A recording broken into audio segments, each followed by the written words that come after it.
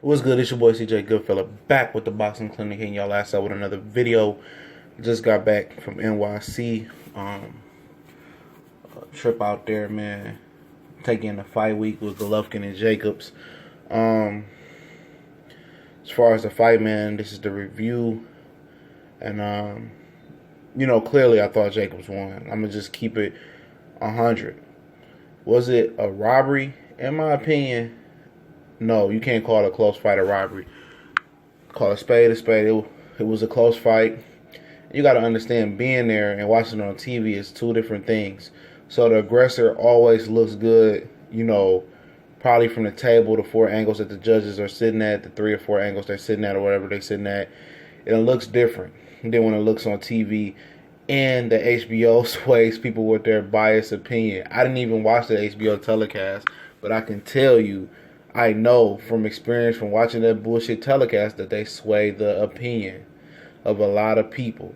They call shots that don't land from Golovkin or don't land from a particular fighter that they leaning towards. They want to win.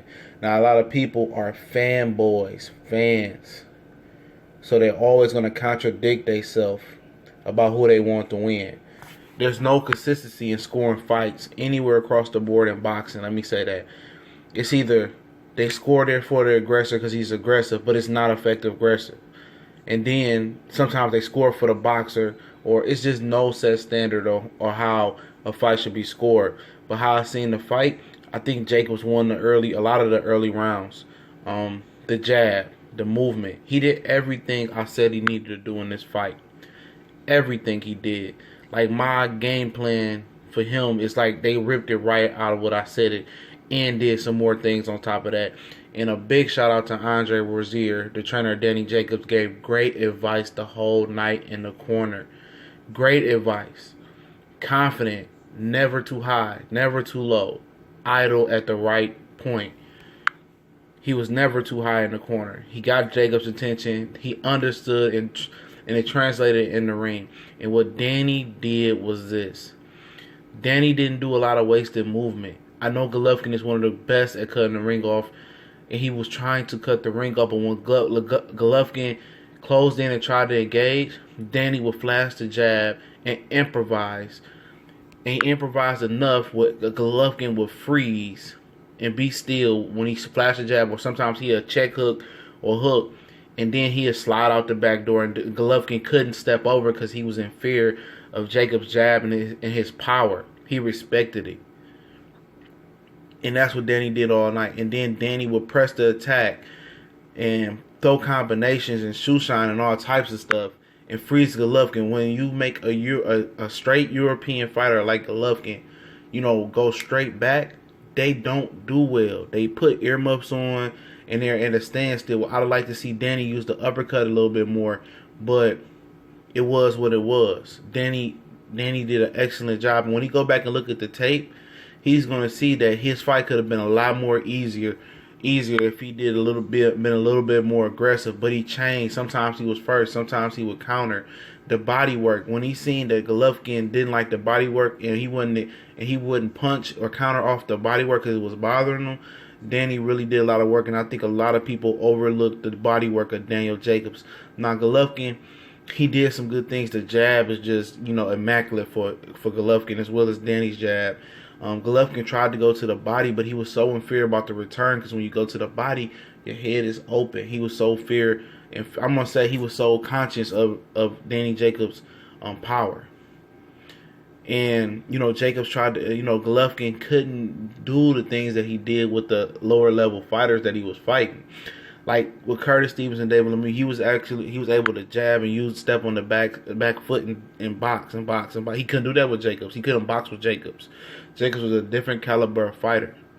You know what I mean? He couldn't box, so he had to be aggressive. It was one point after he knocked him down. I think it was like maybe the 5th, 6th, 7th round. He tried to step it up. Like Sanchez told him to step it up. His trainer Abel, he tried to step it up. And he was trying to step it up, and I was like, oh, he might get Jacobs out of here. But if Jacobs survives this, it's going to be a long night. And he tried to hit that another gear. Jacobs survived and returned fire in that same round. And he survived. And ever since that was a turning point in the fight.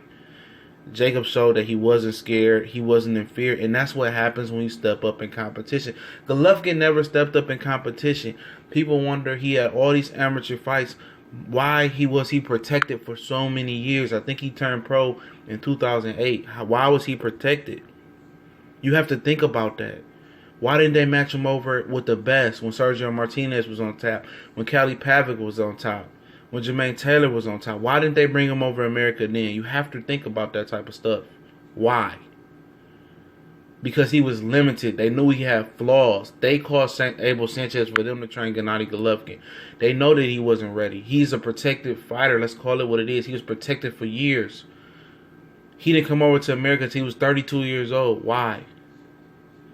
Because he's not what people think he was. And people preordain these people, these boxers, all the day. Like Anthony Joshua, who has he fought?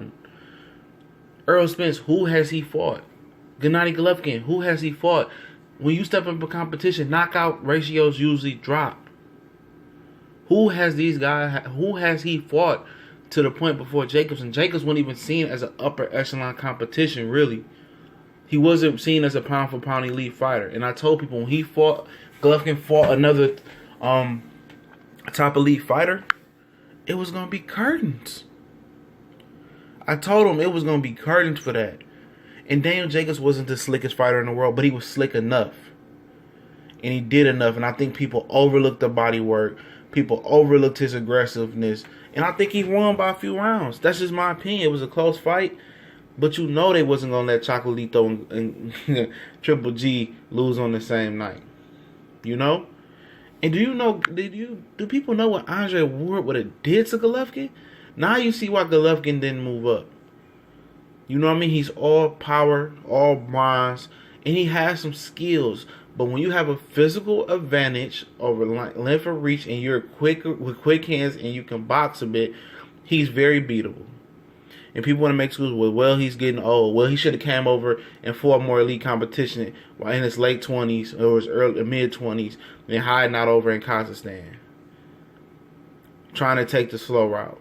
You know what I mean? It's no really knock on him. Like I said, he's been exposed by Kassim Uma.